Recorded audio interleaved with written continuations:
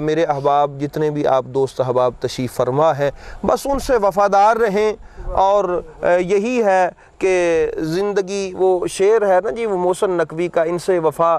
کیے جا، زندگی قرض ہے اولاد ابو طالب کی،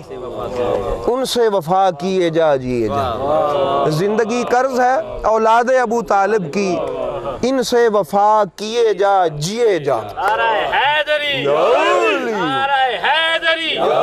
نعرہ حیدری۔ تو یہ ایک خوبصورت سے بات کہی کہ بس ان سے وفا کیے جائیں اور جیے جائیں، ان سے وفا ہی اصل میں اسلام ہے، ٹھیک ہے نا۔ اور صحابہ کرام رضوان اللہ تعالیٰ علیہ مجمعین کی بھی زندگیاں ان سے وفا کرتے ہوئے گزریں، تو اس لیے اللہ نے ان کو بھی اوج عطا فرمائے۔ اور ایک بات اور عرض کر دوں، وہ آخری بات ہے میری، بڑی محبت سے آپ میرے احباب تشریف فرما ہے کہ خانہ کعبہ میں میرے پاک نبی نے بت گرائے، تو بت گرانے تھے، تو اب کسی کا انتخاب کرنا تھا کہ میں کس کو اپنے ساتھ لوں اور وہ بت گرائے۔ اب وہاں بڑے بڑے جید تھے موجود صحابہ کرام، جناب ابو بکر صدیق بھی تھے رضی اللہ تعالی عنہ، جناب عمر فاروق جیسے جری بہادر اور بڑے بڑے عظیم المرتبت سرکار کے صحابہ، بہت بہت بڑے سرکار کے اصحاب مرتبے میں مقام میں موجود تھے۔ اب کیا بات ہوئی، اور یہ ذہن میں رکھیں کہ فعل الحکیم لا یخلو عن الحکمہ، حکیم کا کوئی بھی کام حکمت سے خالی نہیں ہوتا۔ اب نبی رحمت علیہ الصلوۃ والسلام نے، یہ بڑی ایک ایسی بات ہے، شاید یہ آپ کو کہیں سے پڑھنے میں یا سننے میں، کیونکہ یہ بڑی محنت سے ڈھونڈی جاتی ہیں اور یہ ہے لکھی ہوئی، ایسا نہیں ہے میں نے اپنے پاس سے بنائی ہے، اصل میں تحقیق کی بات ہوتی ہے، انسان غور کرتا ہے، پڑھتا ہے، یہ باتیں موجود ہیں لیکن توجہ کی ضرورت ہوتی ہے۔ تو بہرحال آپ کو میں عرض کیے دیتا ہوں، مجھے بھی اللہ نے یہ کہیں سے عطا فرمائی کہ سرکار دو عالم علیہ الصلوۃ والسلام نے خانہ کعبہ کے بت گرانے کے لیے انتخاب کیا، تو حضور مولا کائنات کا کیوں کیا؟ حضور مولا کائنات کا انتخاب کیوں کیا؟ اچھا، اس کو سمجھنے کے لیے آپ کو تھوڑا سا پیچھے جانا پڑے گا۔ حضرت سیدنا ابراہیم علیہ السلام نے بت گرائے، وہ کلہاڑے سے ان کے بت توڑ دیے، بت گرائے، بت توڑ دیے۔ اب وہ واپس آئے، انہوں نے کہا کہ ابراہیم تو نے توڑے ہیں، لا محالہ آپ نے ہی توڑے تھے، تو آپ نے ویسے ہی ان کو جو ہے نا لاجواب کرنے کے لیے ان کی بتوں کی بے بسی کی کا اظہار ان سے ہو جائے، اس لیے آپ نے فرمایا اپنے بتوں سے پوچھو، وہ جو بڑا بت ہے اس سے پوچھو، کلہاڑا اس کے کندھے پہ ہے، اس نے توڑے ہوں گے۔ اچھا، اب اس دور کا کوئی ایسا نام نہاد عالم دین 100 بار کہتا رہے کہ ابراہیم علیہ السلام کے والد جو ہیں وہ مسلمان نہیں تھے، لیکن اس دور کے کسی جو نمرودی تھا، اس دور کے کسی کافر کو جرت نہیں ہو سکی کہ وہ کہہ سکے کہ ابراہیم کل تک تے تیرا پیو انہاں بتاں نوں پوجدا رہا ہے تے تو اج نوں توڑ دیتا۔ کوئی تاریخ میں یہ جملہ نہیں دکھا سکتا، کوئی شخص تاریخ میں قرآن کی تفسیر میں یہ جملہ نہیں دکھا سکتا۔ انہوں نے کہا کہ اسی نے توڑے ہیں، اب اس کو سزا دو اور آگ میں پھینک دو، مشورہ کیا، وہ سارے آپ جانتے ہیں۔ تو برادر نے اسلام، بس آگے چلتے چلتے آپ آ جائیں، اللہ نے فرمایا تھا جناب ابراہیم اور اسماعیل علیہ السلام کو کہ تم ایسا کرو کہ ان طہرا بیتی للطائفین والعاکفین والرکع السجود، کہ اے میرے دونوں انبیاء، اس خانہ کعبہ کو جو میرا گھر ہے، آپ طواف کرنے والوں کے لیے، رکوع کرنے والوں کے لیے، سجود کرنے والوں کے لیے صاف ستھرا کریں علائشوں سے اور ایسی چیزوں سے۔ تو برادر نے اسلام، اللہ نے تو ادھر اس وقت کہا تھا جب وہ بن گیا تھا، تو میں سمجھتا ہوں کہ شاید اس دن کے لیے ان کو کہا تھا۔ اب میرے پاک نبی کریم علیہ الصلوۃ والسلام کی ذات کی صورت میں اور جناب مولا کائنات کی ذات کی صورت میں وہی جناب ابراہیم اور جناب اسماعیل علیہ السلام کی ذاتیں موجود نظر آتی ہیں۔ گویا کہ اس وقت کہا تھا، اور اس وقت اس خانہ کعبہ کو پاک کرنے کے لیے 2 شخص آگے بڑھے، وہ دونوں جناب ابراہیم اور اسماعیل علیہ السلام کی اولاد میں سے ہیں، ٹھیک ہے نا جی۔ اب سرکار دو عالم علیہ الصلوۃ والسلام نے باقی کسی صحابی کو کیوں نہیں کہا؟ دیکھیں،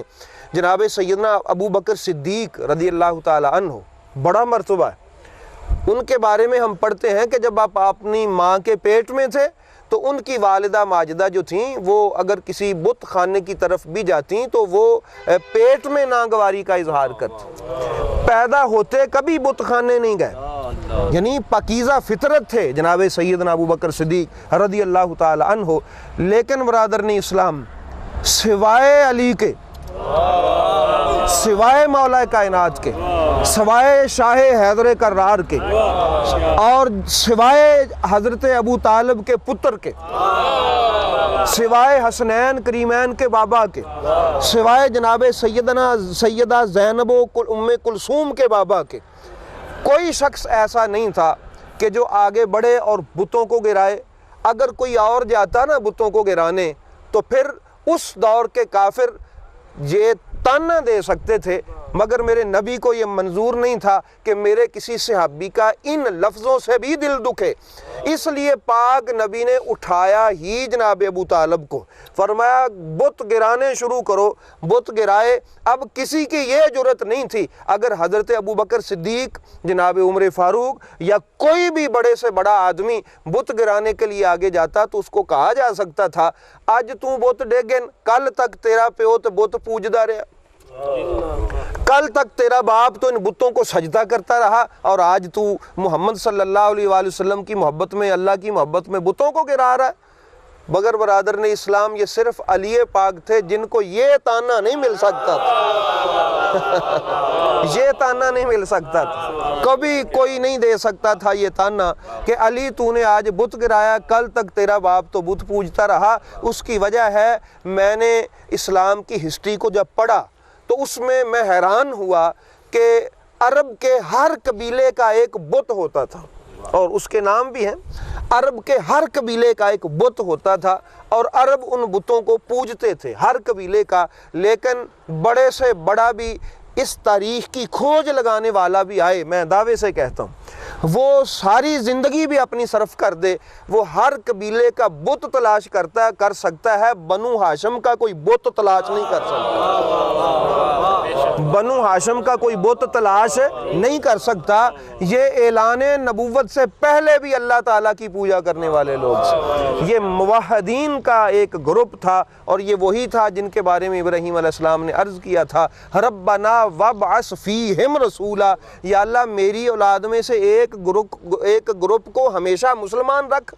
اور ان میں ہی اپنا رسول عطا فرما۔ تو اس لیے اس میں یہ حکمت تھی کہ اللہ تعالیٰ کے محبوب نے مولا کائنات کو اپنے کندھوں پہ چڑھایا اور ان سے بت گروائے، تاکہ کسی کو یہ کہنے کی جرت نہ ہو سکے کہ اے علی، اے فلاں کہ کل تک تیرا باپ